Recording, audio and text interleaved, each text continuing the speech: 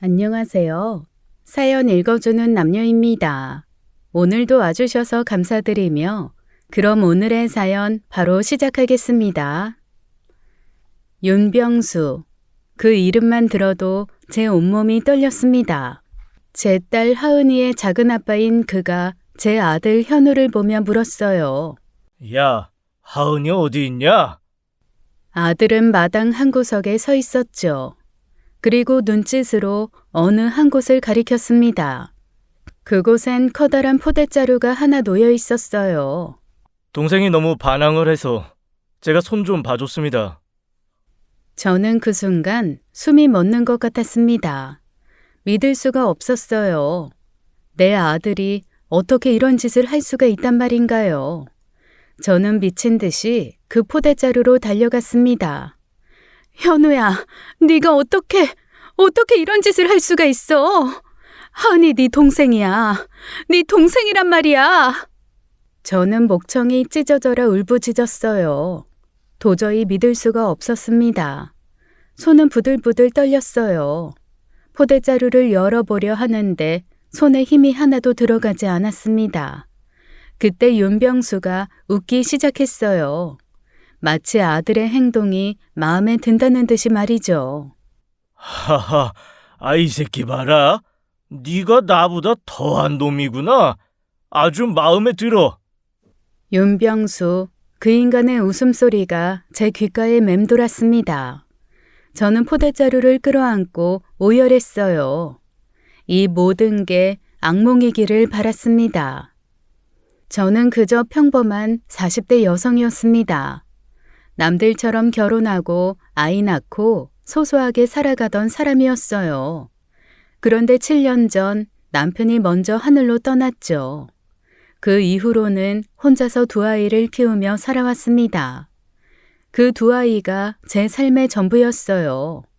매일 아침 도시락을 싸주고 학교에 보내고 저녁엔 함께 밥을 먹는 그런 일상이 제겐 가장 소중했습니다. 하지만 그 평범한 일상이 산산조각 날이라곤 꿈에도 생각하지 못했죠. 모든 것은 7년 전 그날로부터 시작되었습니다. 7년 전 그 끔찍한 밤의 일이었습니다. 그날은 유독 비가 많이 내렸어요. 빗소리가 창문을 두드리는 새벽 3시쯤이었을까요? 핸드폰이 요란하게 울렸습니다. 전화를 받은 저는 가슴이 철렁 내려앉았죠. 나영희 씨인가요? 나성현 씨 언니 되시죠?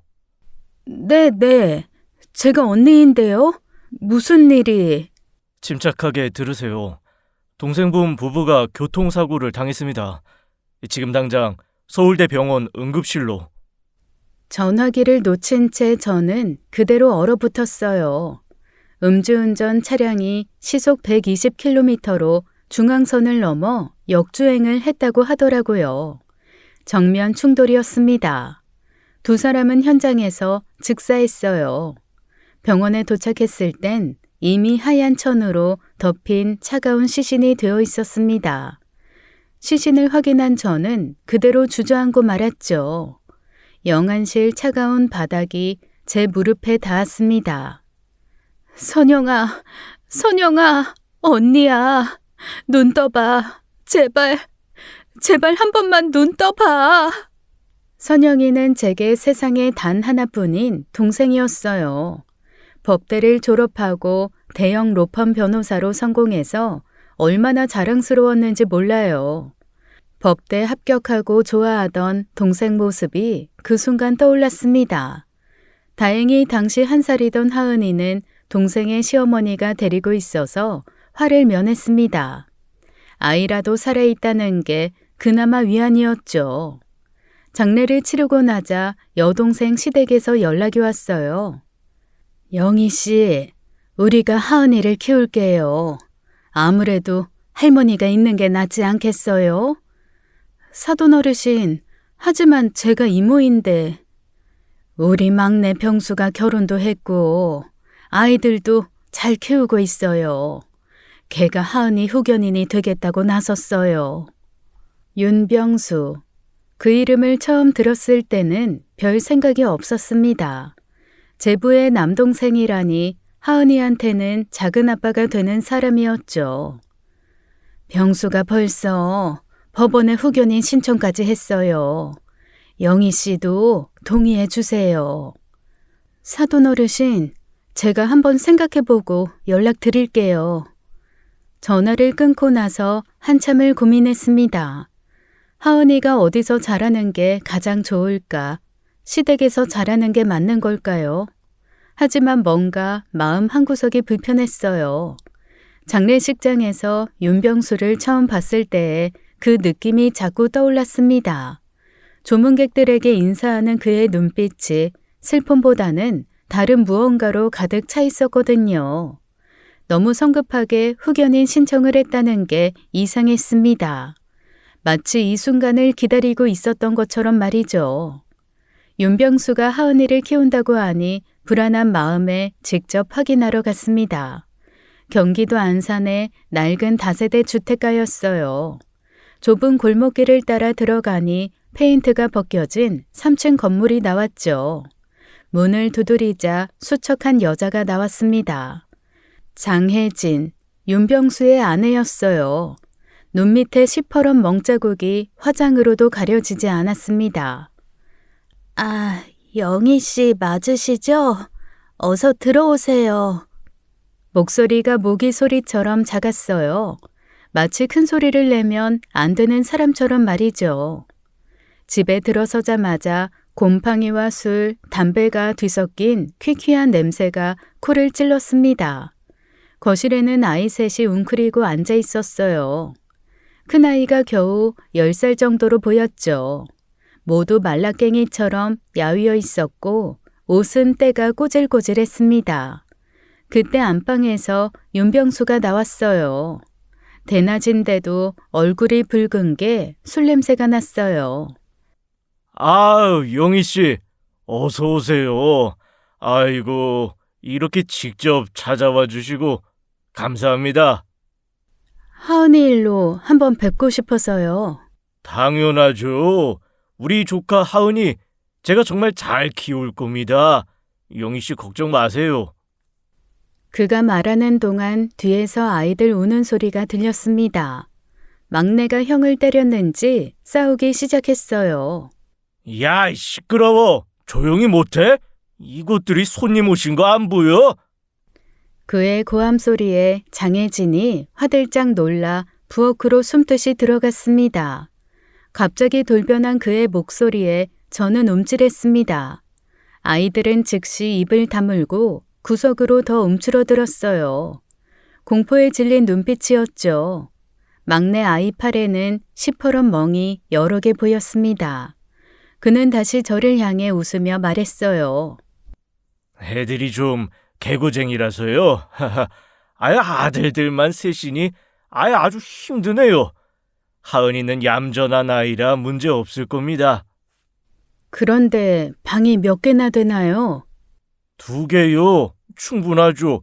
애들이야 한 방에서 자면 되니까. 방 2개에 아이가 셋이라니요. 하은이까지 하면 4명이 되는 거였습니다. 거실도 이렇게 좁은데 어떻게 키운다는 건지 이해가 안 됐어요. 영희 씨, 우리가 비록 가난하지만 하은이 특별하게 키울 겁니다. 제 형의 딸이잖아요. 네, 그럼요. 차라도 한 잔 드시고 가세요. 아니에요. 저 이만 가볼게요. 집을 나오면서 뒤를 돌아보니 창문 너머로 윤병수가 아이 머리를 쥐어 박는 게 보였습니다.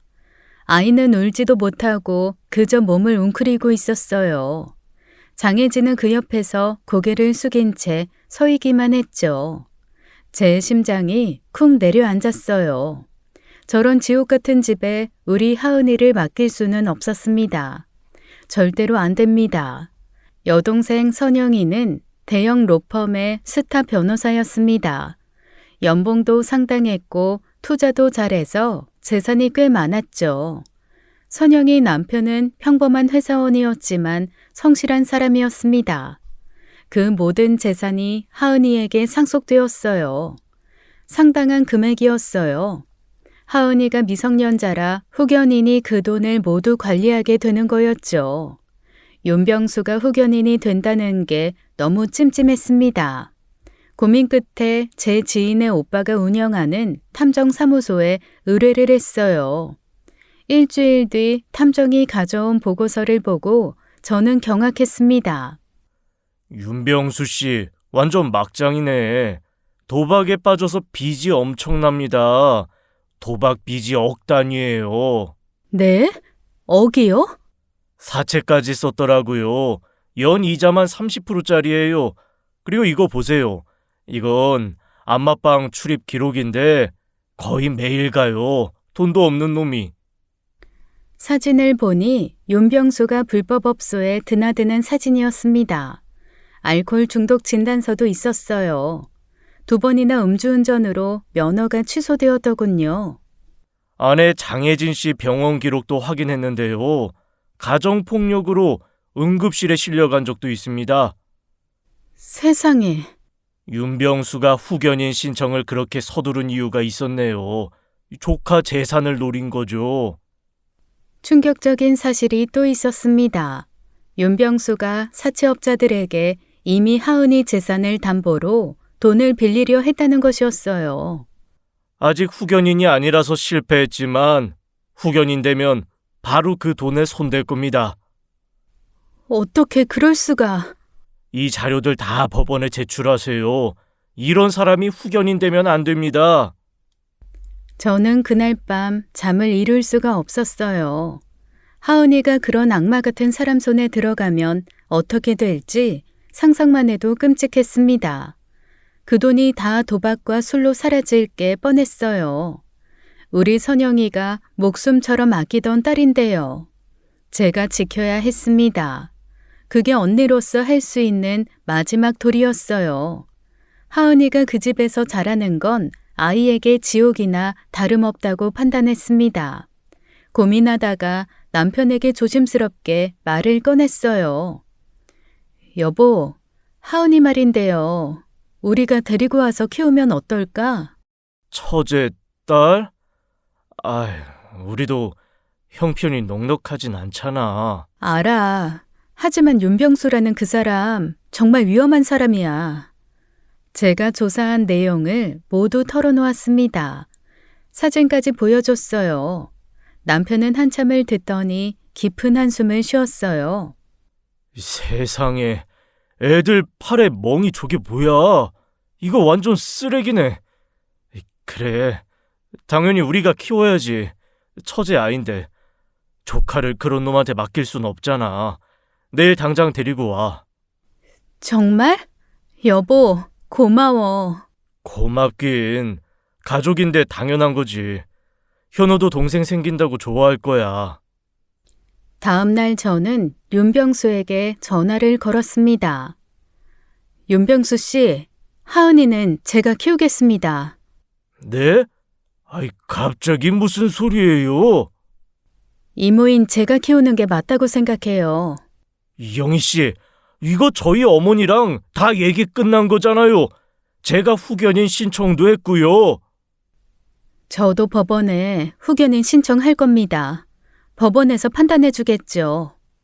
전화를 끊자마자 윤병수에게서 다시 전화가 왔습니다. 받자마자 고함 소리가 터져 나왔어요. 영희 씨, 지금 뭐 하는 짓입니까? 영희 씨 지금 하은이 재산 노리는 거 아니에요? 그 돈 탐나서 그러는 거죠? 무슨 소리예요? 저는 단순히 아이 양육 환경을 생각해서. 개소리 하지 마. 다들 그 돈 때문에 하은이 데려가는 거잖아. 당신도 똑같은 인간이구만. 제가 왜 그 돈을 노립니까? 그건 하은이 돈이에요. 저는 아이가 제대로 된 환경에서 자랐으면 하는 마음뿐이에요. 좋아요. 법원에서 보자고요. 근데 영희 씨, 후회할 거요. 내가 가만히 있을 것 같아요? 협박조로 말하는 그의 목소리가 섬뜩했습니다. 결국 가정법원에서 심리가 열렸어요. 법정에 들어서니 윤병수가 양복을 빼입고 앉아 있었습니다. 술 냄새는 나지 않았지만 손이 미세하게 떨리고 있었어요. 저는 조사한 모든 자료를 제출했습니다. 윤병수의 도박빚, 알코올 중독, 가정폭력 기록까지요. 판사님은 모든 자료를 검토한 뒤 저를 후견인으로 선정했습니다. 하은이에게 가장 안정적인 환경을 제공할 수 있다는 이유였죠. 윤병수는 판결을 듣자마자 자리를 박차고 나가면서 저를 노려봤습니다. 그 눈빛이 아직도 잊히지 않아요. 후견인이 된 후 저는 바로 하은이를 데리러 갔습니다. 그런데 윤병수 집에 아무도 없었어요. 이웃사람 말로는 어젯밤에 짐을 싸서 나갔다고 하더군요. 그때 윤병수에게서 전화가 왔습니다. 영희 씨, 하은이 찾으시나 본데 제가 잠깐 데리고 있어요. 지금 당장 하은이 돌려주세요. 저는 법원이 정한 후견인이에요. 아이고, 알아요. 근데 영희 씨, 우리 좀 거래를 해요. 2억 주면 하은이 바로 드릴게. 뭐라고요? 당신 지금 정신이 있어요?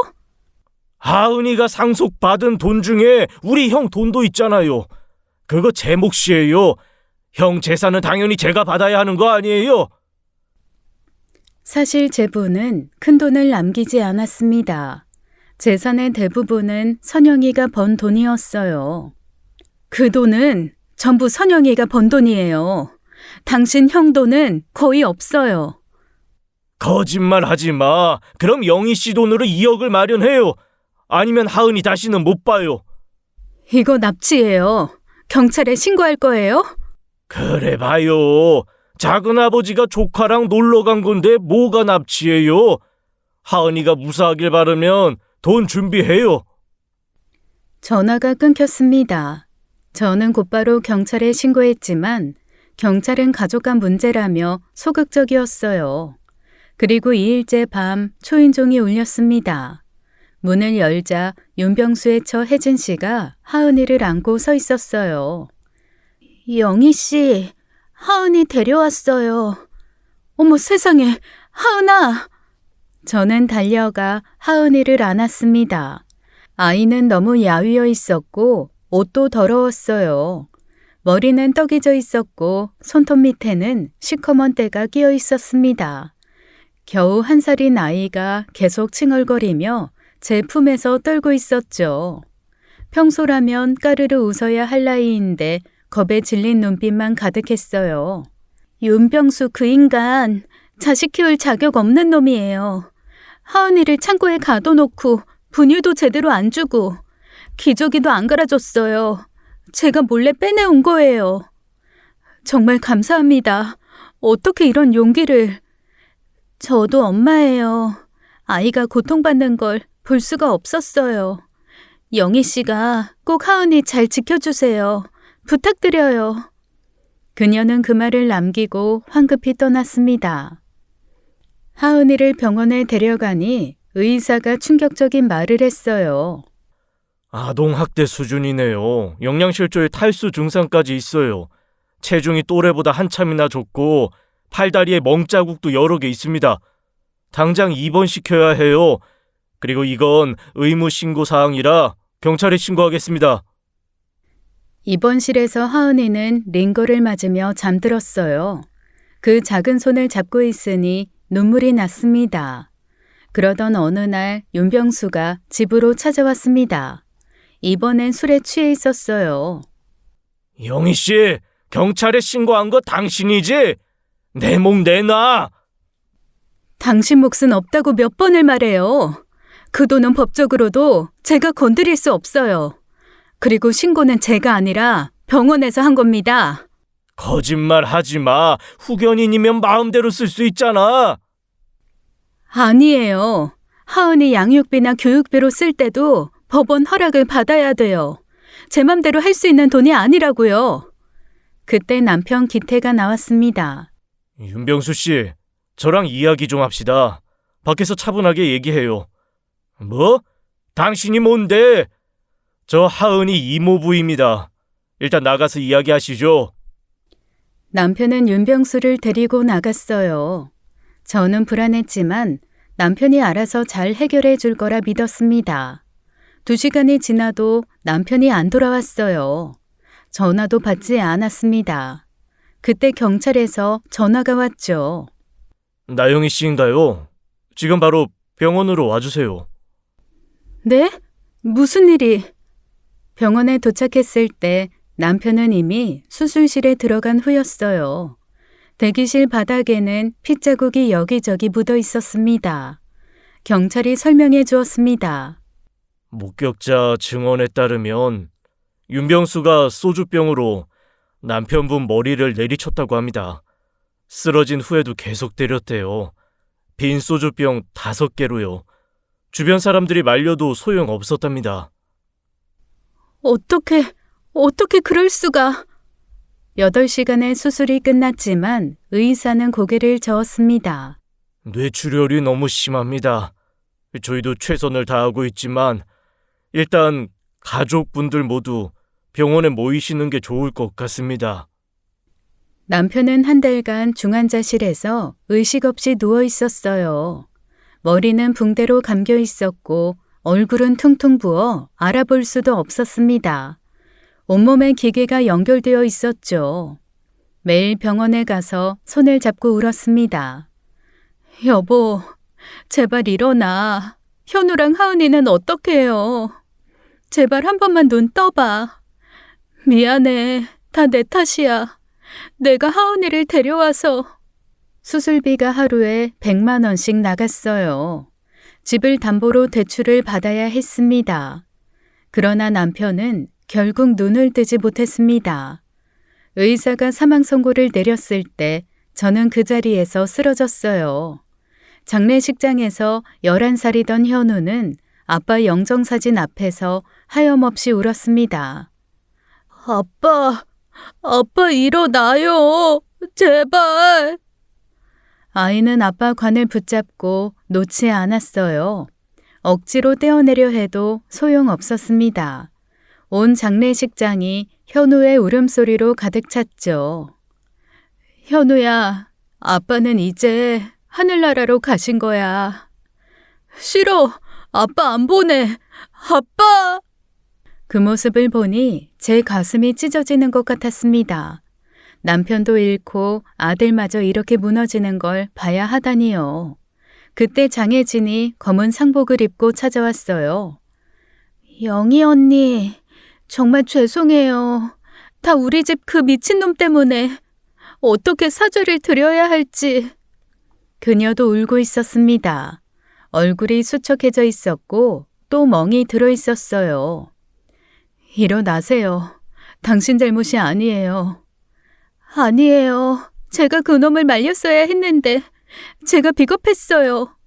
언니 남편분이 이렇게 되신 게 다 제 탓 같아요. 혜진 씨. 윤병수는 몇 달 후 법정에 섰습니다. 수갑을 차고 피고인석에 앉아 있었어요. 전혀 반성하는 기색이 없었습니다. 피고인 윤병수에게 징역 20년을 선고한다. 윤병수는 선고를 받으며 벌떡 일어났어요. 그리고 저를 똑바로 노려보며 말했습니다. 나영이 잘 들어. 이대로 끝 아니야. 내가 나오면 반드시 복수할 거야. 너도 네 자식들도 내가 가만 안 둬. 기다려. 법정 경위들이 그를 끌고 나갔지만 그의 도끼 어린 눈빛은 아직도 제 눈에 선합니다. 그때만 해도 저는 알지 못했습니다. 저 끔찍한 놈을 다시 만나리라고는. 제 아들 현우가 무슨 짓을 할지도요. 남편이 죽고 큰 수술비 빚을 떠안았습니다. 혼자서 아이 둘을 키워야 했으니 막막했어요. 집을 줄여 작은 아파트로 이사했죠. 저는 다시 일을 시작해야 했습니다. 결혼 전에 일했던 보험회사에 다시 들어갔어요. 친정어머니가 아이들을 봐주셨지만 그래도 마음이 편하지 않았죠. 예전처럼 넉넉하진 않았지만 그래도 먹고 살만은 했습니다. 5년이 흘렀습니다. 16살이 된 현우는 키가 훌쩍 커서 저보다 커졌지만 마음은 점점 어두워졌어요. 사춘기가 시작되면서 말수가 부쩍 줄었습니다. 방문을 잠그고 나오지 않는 날이 많아졌죠. 밥을 먹을 때도 고개를 숙인 채 한마디도 하지 않았어요. 그러던 어느 날 학교에서 돌아온 현우가 갑자기 말했습니다. 엄마, 나도 다 알고 있어. 뭘 안다는 거야? 아빠가 왜 죽었는지 하은이 때문이잖아. 제 심장이 멎는 것 같았습니다. 현우야, 그게 무슨 소리니? 하은이는 아무 잘못이 없어. 아빠 장례식장에서 친척들이 하는 얘기 다 들었어. 하은이만 아니었으면 기태가 안 죽었을 텐데 영희가 괜한 짓을 해서 남편까지 잃었다고 나 다 들었다고. 하은이 때문에 아빠가 죽었다고 그 애를 데려오지만 않았으면 아빠가 안 죽었을 거라고. 그건 아니야, 현우야. 맞잖아. 하은이 돈 때문에 그 미친놈이 아빠를 죽인 거잖아. 왜 남의 애를 데려와서 우리 아빠가 죽어야 해? 왜? 그날부터 현우는 하은이를 심하게 괴롭히기 시작했어요. 6살이 된 하은이가 현우를 보고 오빠라고 부르면 소리를 질렀습니다. 나한테 오빠라고 부르지 마. 너 내 동생 아니야. 오빠, 왜 그래? 무서워.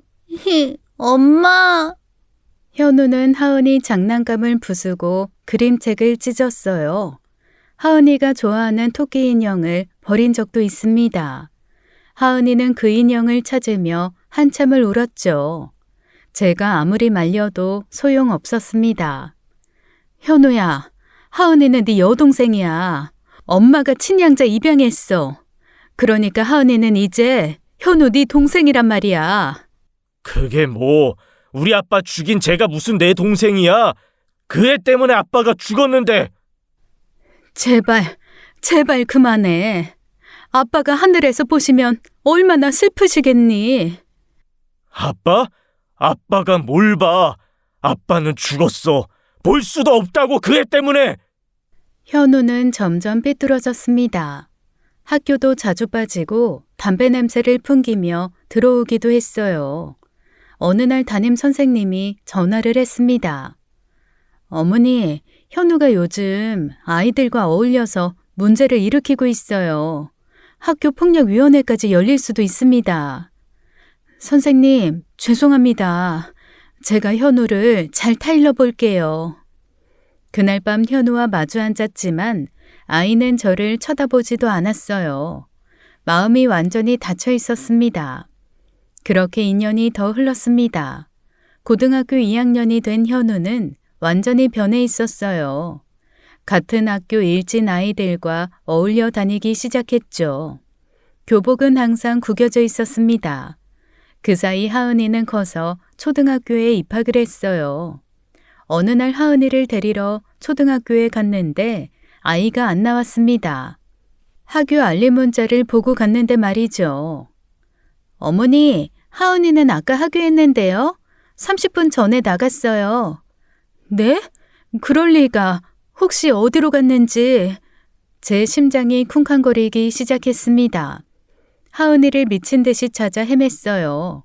학교 주변, 놀이터, 문구점까지 다 뒤졌지만 없었습니다. 그때 경찰서에서 전화가 왔어요. 나영희 씨인가요? 저희가 아드님과 따님을 보호하고 있는데 와주셔야겠어요. 경찰서에 달려가니 하은이가 의자에 앉아 울고 있었습니다. 무릎이 까져 피가 나고 있었어요. 엄마. 하은아, 무슨 일이야? 어떻게 된 거야? 아드님이 친구들과 싸우고 있었습니다. 그 옆에 이 아이가 넘어져 있었고요. 현우가 다른 쪽에 앉아 있었습니다. 얼굴에 상처가 가득했어요. 멍이 들고 입술이 터져 있었죠. 집에 돌아와서 현우에게 따졌습니다. 대체 애들이랑 왜 싸운 거야? 어? 얼마나 심하게 싸웠으면 고등학생이 경찰서를 다 가니? 말해. 왜 싸운 거야? 말 안 하니? 그냥 재수 없게 생겨서 패어. 됐어? 뭐? 정현우, 너 대체 왜 이래? 너 언제까지 이럴 거야? 대학 안 갈 거니? 아주 다 포기했어? 언제까지 이렇게 살래? 어? 이렇게 살면 네 인생이 어떻게 되는지 알아? 대학? 안 가. 나 그냥 막 살 거야. 하은이는 왜 데리고 갔어? 애가 다쳤잖아. 지가 따라온 거야. 내 알 바 아니라고. 저도 이제는 참지 못하고 현우 뺨을 때렸습니다. 너 정말 이럴 거야? 동생한테까지 그러면 어떡해? 현우는 아무 말 없이 집을 나가버렸어요. 하은이를 달래며 물어봤습니다. 하은아, 오늘 무슨 일 있었어? 천천히 말해봐. 오빠가 학교 앞에서 오빠 봤어. 그래서 오빠 따라갔는데 하은이가 울먹이며 말을 이었습니다. 오빠 친구들이 나한테 오빠 동생이냐고 물어봤어. 근데 오빠가 아니라고 했어. 정현우 이 녀석을 진짜. 그래서 하은아? 그러니까 어떤 오빠 친구가 하은이 밀었어. 저리 가라고 하면서. 그래서 하은이 넘어졌는데 그때 오빠가 하은이가 잠시 멈췄다가 말했습니다. 오빠가 갑자기 그 친구를 때렸어. 엄청 세게. 그래서 오빠가 혼자 3명이랑 싸웠어. 저는 놀라서 하은이를 다시 봤습니다. 오빠가 널 민 친구를 때렸다고? 응. 근데 엄마, 나 오빠 동생 아니야? 오빠가 아니래. 저는 하은이를 꼭 안아주었습니다. 아니야, 넌 오빠 동생 맞아. 오빠가 너 지켜준 거잖아. 그날 밤 저는 잠을 이룰 수가 없었어요. 현우도 얼마나 힘들었을까요? 아빠를 잃은 아픔을 혼자 사귀며 살아왔을 테니 말입니다. 그러던 어느 날이었습니다. 장혜진에게서 전화가 왔죠. 윤병수의 아내요. 목소리가 떨리고 있었어요. 영희 언니, 그 사람이 윤병수가 나왔대요. 네? 그게 무슨 소리예요? 20년형 받았는데. 저도 방금 연락받았는데 잘 모르겠어요. 하여간 언니, 정말 조심하세요. 그 인간이 감옥에서도 계속 언니 얘기했대요. 복수하겠다고. 전화를 끊고 나니 온몸이 떨렸습니다. 하지만 남편이 죽은 후 이사도 했고 동네도 완전히 옮겼으니 찾지 못할 거라 생각했어요. 제 오산이었죠. 한 달이 지났습니다. 평온한 일상이 계속되자 조금씩 안심되기 시작했어요. 그런데 퇴근하고 집에 들어가는데 현관 앞에 누군가 서 있었어요. 윤병수였습니다. 7년 만에 본 그는 더 늙고 야위어 있었지만 눈빛은 여전히 도끼가 서려 있었어요. 머리는 반백이 되었고 이마에는 깊은 주름이 패여 있었습니다. 하지만 그 눈, 뱀처럼 차가운 눈은 변하지 않았어요. 영희 씨, 오랜만이네. 어떻게 여기를 알고? 찾으려고 마음 먹으면 못 찾을 게 있나? 나 7년 동안 감옥에서 이 날만 기다렸어. 20년형 받았잖아요. 어떻게 벌써? 모범수였거든. 매일 성경 읽고 봉사하고 반성문 쓰고 심지어 교도소 성가대에도 들어갔잖아. 다시였지만 판사가 감동받더라고. 개과천선했다면서. 이제 많이 반성했어 진짜야. 그가 씩 웃었습니다. 담배 냄새와 썩은 내가 났어요. 이빨 몇 개가 빠져 있었고 남은 이도 누렇게 변해 있었습니다. 소름이 끼쳤어요. 영희 씨한테 진심으로 사과하러 왔어. 그때는 내가 술에 취해서 정말 미안해. 이게 사과한다고 끝날 일인가요? 그런가? 근데 말이야, 나 지금 나와서 갈 곳도 없고 일자리도 없어. 방에 있는 동안 이혼도 당했고 내 자식들도 날 안 만나줘. 그의 목소리가 점점 낮아졌어요. 하은이 유산 좀 나눠줘. 내가 작은 아버지잖아. 조카 재산 일부는 내 몫이야. 또 그 소리예요? 그 돈은 법원 허락 없이는 못 써요. 몇 번을 말해요. 거짓말하지 마. 7년이나 지났잖아. 안 썼을 리가 없잖아. 하은이 학비랑 생활비로 쓸 때도 다 법원에 보고해요. 제 마음대로 할 수 있는 돈 아니라니까요? 그럼 영희 씨 돈으로 줘. 내 형 돈 대신 준다고 생각하고. 뭐라고요? 당신이 내 남편을 죽였는데 무슨 소리를. 닥치고! 아무튼 내 목 안 주면 가만 안 있어. 영희 씨나 애들이나. 그는 위협하듯 말하고는 돌아섰습니다. 또 찾아오면 경찰에 신고할 거예요. 해봐. 난 그저 오랜만에 안부 물으러 온 건데 뭐. 윤병수가 사라진 후 저는 다리가 풀려 주저앉았어요. 온몸이 벌벌 떨렸죠. 바로 경찰에 신고를 했습니다. 경찰 측에서는 법원에 접근 금지를 신청하라고 했어요. 그리고 허가가 떨어지기 전에 긴급 응급 조치로 100m 접근 금지를 해주겠다고 했죠. 하지만 그럼에도 제 불안은 가시지 않았습니다. 밤마다 현관문 소리만 나도 심장이 쿵쾅거렸어요. 언제 또 윤병수가 나타날지 모른다는 공포가 저를 짓눌렀죠. 걱정되는 마음에 아예 이사를 준비하기 시작했습니다. 부동산을 돌아다니며 집을 알아보고 아이들 전학 문제도 생각했어요. 현우야, 우리 이사 가는 게 어떨까? 새로운 곳에서 다시 시작하는 거야. 싫어. 왜 갑자기 이사를 가? 그냥 환경을 바꾸면 좋을 것 같아서. 전학도 싫어. 내 친구들 다 여기 있는데. 아들이 강하게 이사를 반대했습니다. 저는 그 남자가 찾아왔다고 말을 하려 했지만 아이가 또 상처받을까봐 망설여졌어요. 그 말이 목구멍까지 올라왔죠. 그렇게 어떻게 말을 할까 하루를 고민하는데 다음날 현우가 집에 들어오면서 말했습니다. 엄마, 오늘 이상한 아저씨가 학교 앞에서 나 기다리고 있었어. 제 가슴이 철렁 내려앉았어요. 이상한 아저씨? 누구? 윤병수라고. 하은이 작은 아빠라고 하던데 키가 크고 머리가 반백인 아저씨. 아빠를 죽인 그 사람 맞아? 맞아. 그 사람이 뭐라고 했어? 하은이 유산 얘기를 하더라고. 그 애한테 수십억이 있다고, 주식에 현금까지. 엄마가 그거 다 관리한다면서. 현우야, 그건... 왜 그런 걸 숨겼어? 하은이가 그렇게 큰 돈을 가지고 있었어?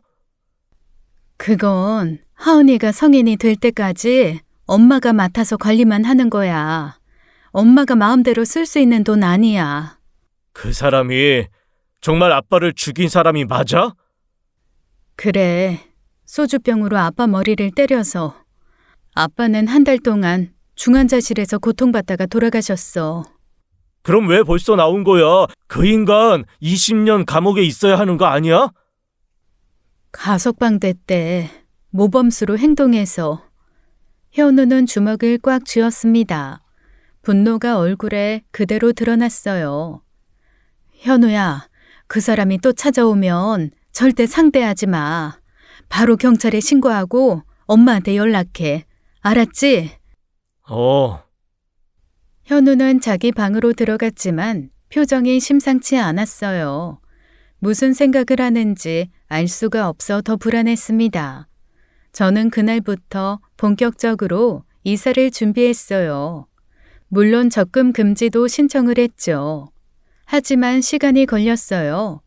저는 그동안 부동산에 집을 내놓고 경기도 용인이나 분당 쪽 아파트를 알아보기 시작했습니다. 학군도 좋고 윤병수가 찾기 어려운 신도시로 가려고 했어요.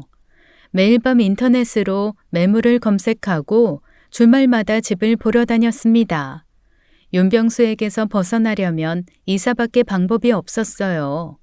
그날 이후로 저는 하은이 등하교를 꼭 함께 했습니다.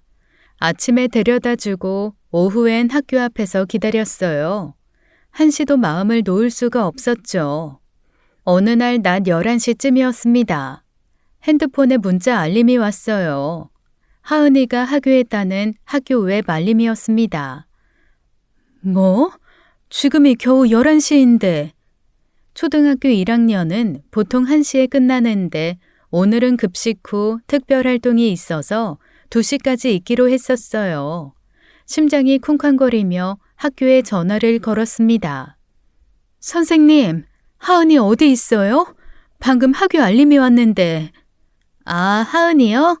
작은 아버지가 집에 급한 일이 있다고 데리고 가셨어요. 할머니가 갑자기 쓰러지셨다고 하시더라고요. 뭐라고요? 작은 아버지요? 무슨 할머니가? 네, 신분증도 보여주시고 상중이라고 워낙 급하게 오셔서. 제 머릿속이 하얘졌습니다. 전화를 끊자마자 바로 학교로 뛰어갔습니다. 집에서 학교까지는 걸어서 5분 거리였어요. 현우에게도 전화를 걸었습니다. 아들도 걱정이 되었으니까요. 현우야, 윤병수가 하은이를 데리고 갔어. 지금 바로 나와. 네? 뭐라고요? 하은이가 납치됐어. 경찰에도 신고할 테니까 너도 빨리 와. 아들 고등학교가 초등학교 바로 옆이라 현우도 금방 나왔어요. 우리는 학교 앞에서 만났습니다. 그때 검은 승용차 한 대가 우리 앞에 섰어요. 운전석엔 윤병수가 앉아 있었습니다. 영희 씨, 하은이가 무사한지 궁금하지? 차에 타. 이 새끼가 하은이 어딨어?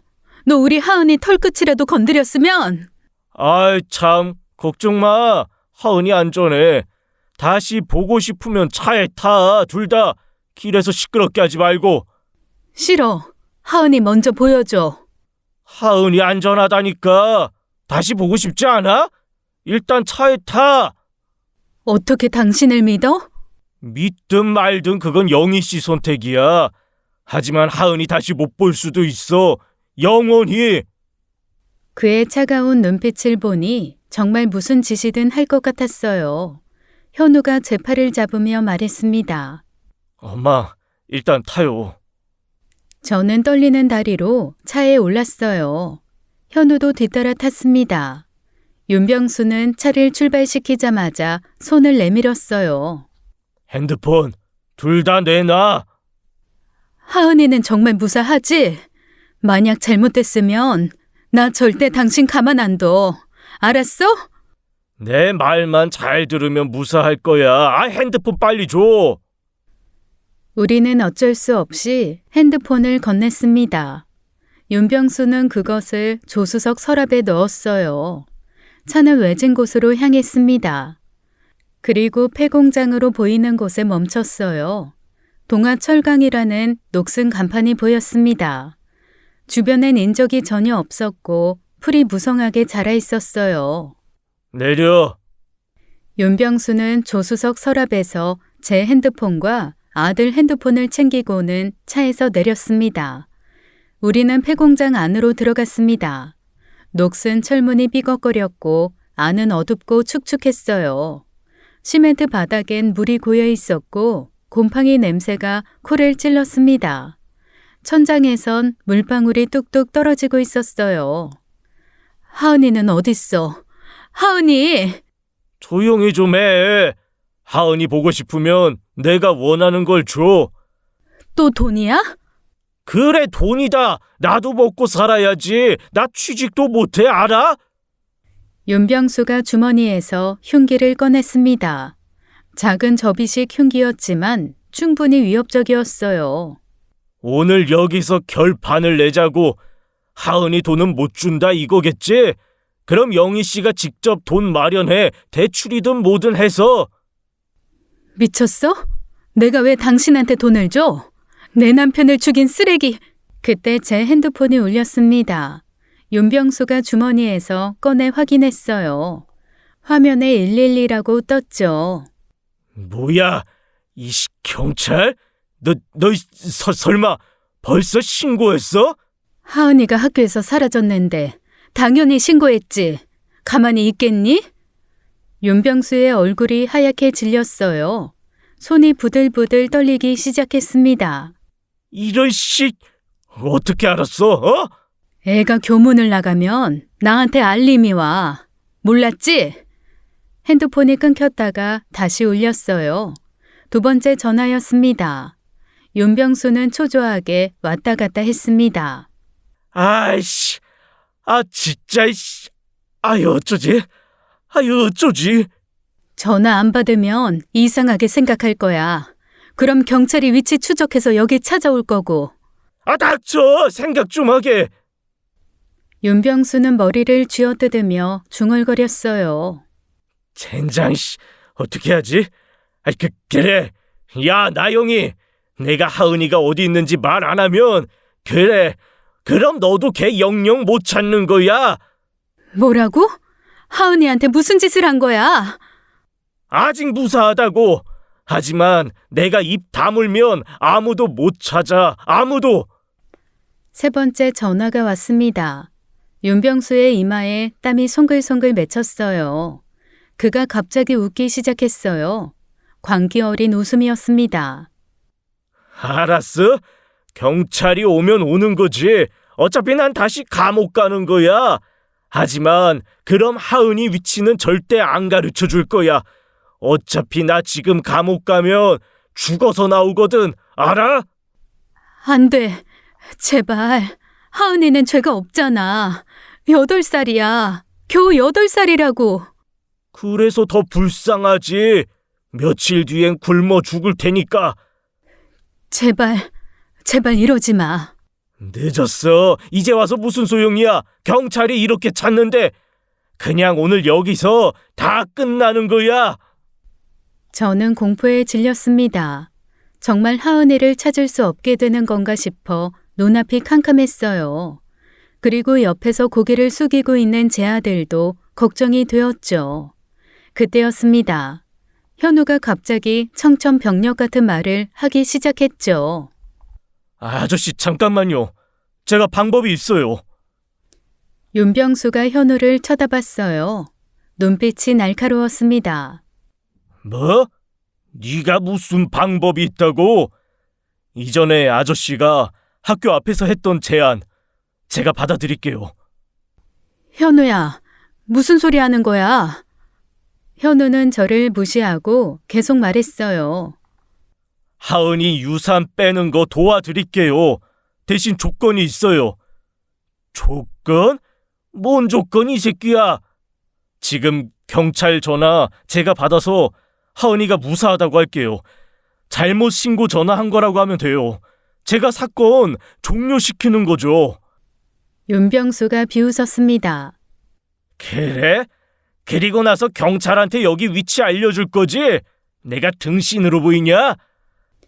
그때 경찰에서 또다시 전화가 왔습니다. 윤병수는 점점 더 당황했어요.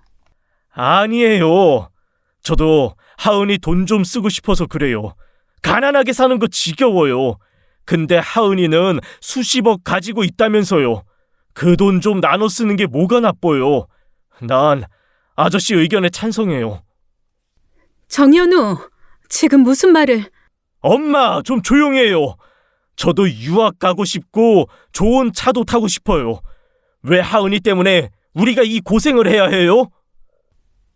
현우의 말에 저는 충격을 받았습니다. 내 아들이 이런 생각을 하고 있었다니요. 흥미롭네. 근데 어떻게 널 믿지?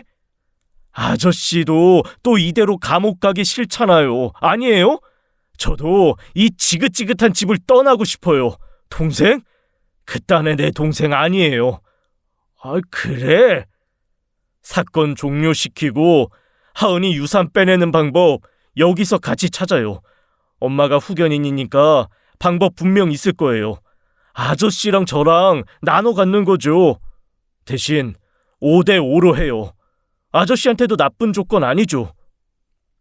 윤병수가 잠시 생각하더니 말했어요. 네가 나 속이면 어떻게 되는지 알지? 알아요. 하지만 저도 그 돈이 필요해요. 아빠가 하은이 때문에 죽었는데 우리가 왜 손해만 봐야 해요? 아저씨는 7년 옥살이가 억울하지도 않으세요? 현우야, 너 진심이니? 어떻게 그런 말을? 그때 경찰에서 다시 전화가 왔습니다. 빨리 결정하세요.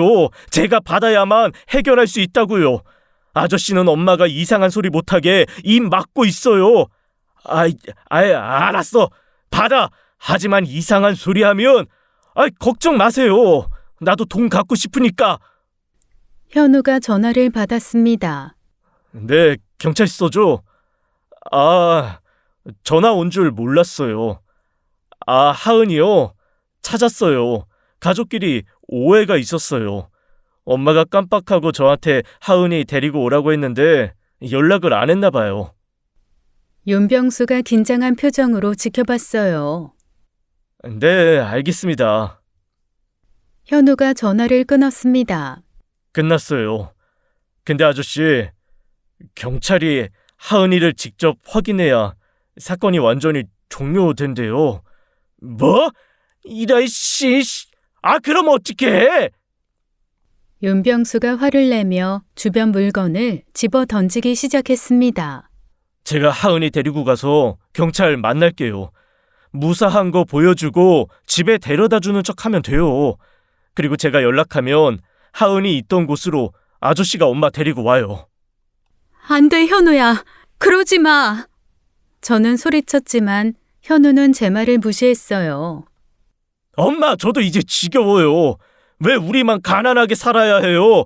친구들은 다 졸업하고 유학 간대요. 힘들게 공부 안 해도 학력 세탁 가능하대요. 돈이 그렇게 좋은 거라고요. 돈이 없는 것도 아니고 있으면서 왜 썩혀요?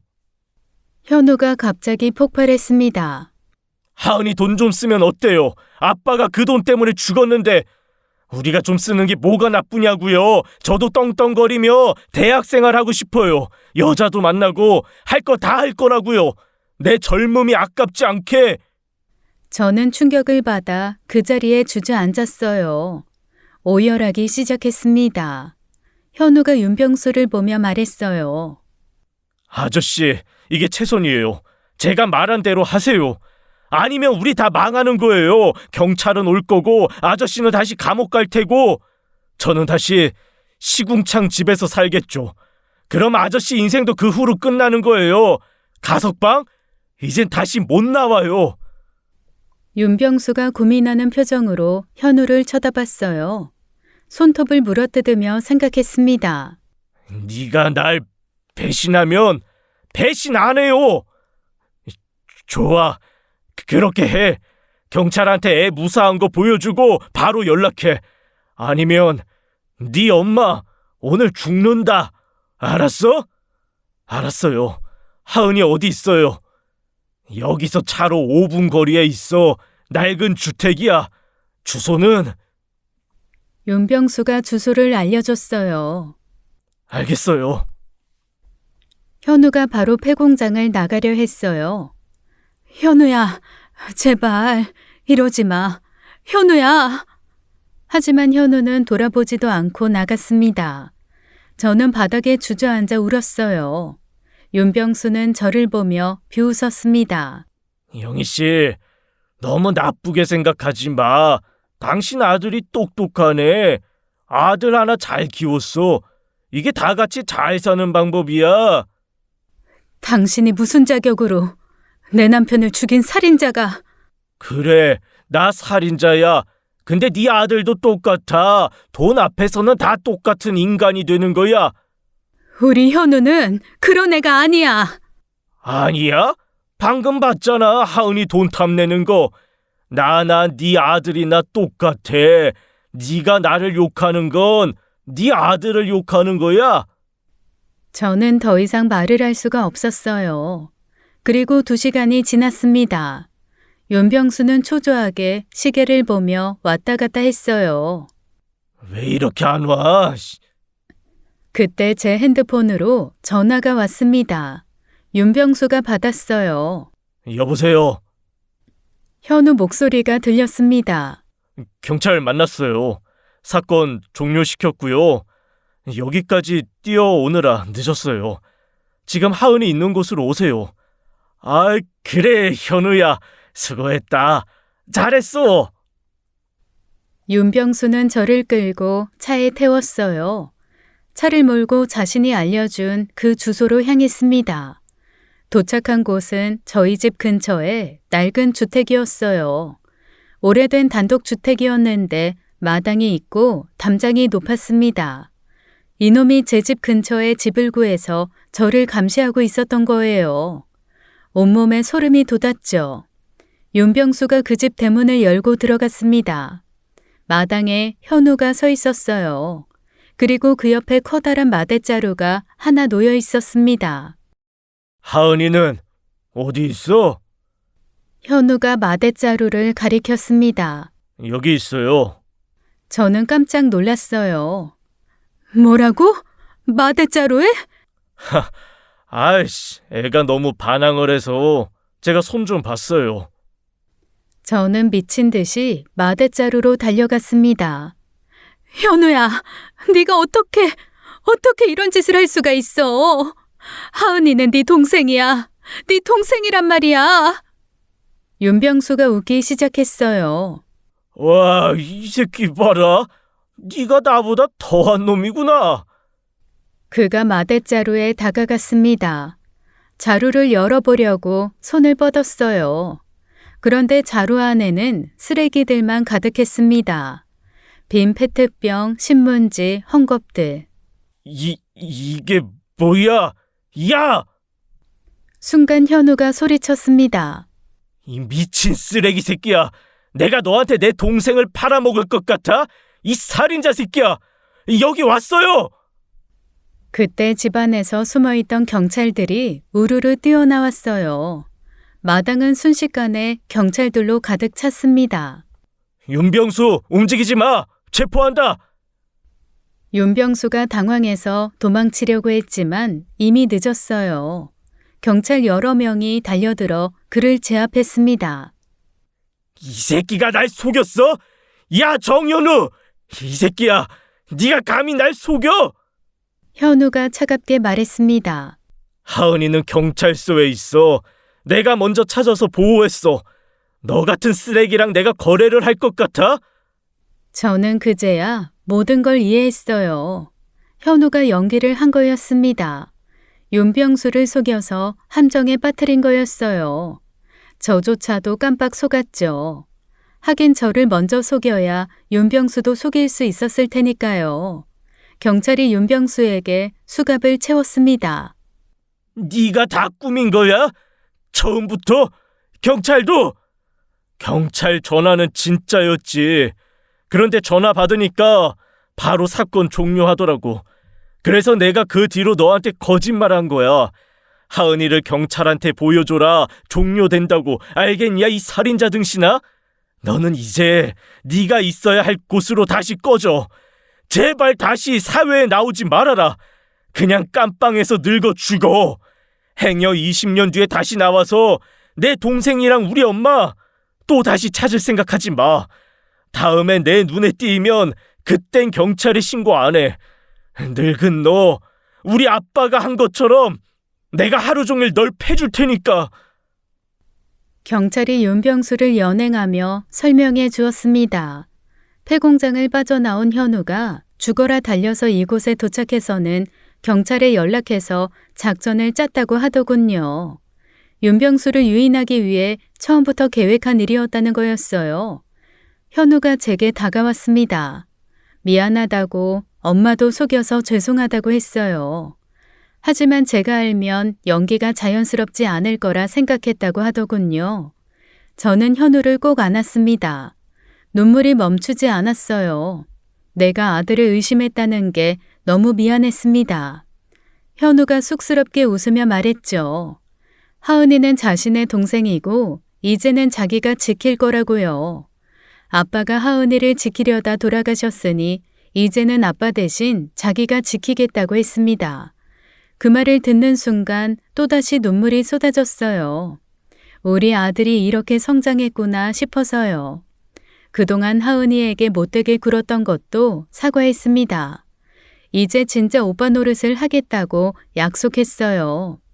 윤병수는 다시 구속되었습니다. 경찰말로는 가석방 중 재범이라 이번엔 최소 16년형이라고 했어요. 출소하면 거의 60 중반이 될 거라고 했습니다. 경찰서에 도착하니 하은이가 담요를 덮고 의자에 앉아 있었어요. 우리를 보자마자 달려와 안겼습니다. 무서웠다고 그 아저씨가 자기를 데리고 갔다고 울먹였죠. 현우가 하은이를 토닥이며 이제 괜찮다고 오빠가 있다고 위로했어요. 하은이는 오빠가 자기를 구해준 거냐고 물었습니다. 앞으로도 계속 지켜줄게. 정말? 이제 나 미워 안 해? 현우는 그동안 못되게 굴었던 걸 진심으로 사과했어요. 둘이 손을 꼭 잡는 모습을 보니 가슴이 뭉클했습니다. 그날 이후 저희 집은 정말로 평화로웠어요. 현우는 하은이를 진짜 동생처럼 챙겼고 하은이도 오빠를 잘 따랐습니다. 학교 끝나면 현우가 하은이를 데리러 가기도 했어요. 주말엔 셋이서 공원에 나가 놀기도 했죠. 가끔 현우가 하은이 숙제를 봐주는 모습을 보면 마음이 따뜻해집니다. 남편이 살아있다면 정말 기뻐했을 거예요. 하늘에서 우리를 지켜보고 있겠죠. 지금까지 사연 읽어주는 남녀였습니다. 끝까지 시청해주신 여러분 감사드리며 저희는 다음 사연으로 돌아올게요. 감사합니다.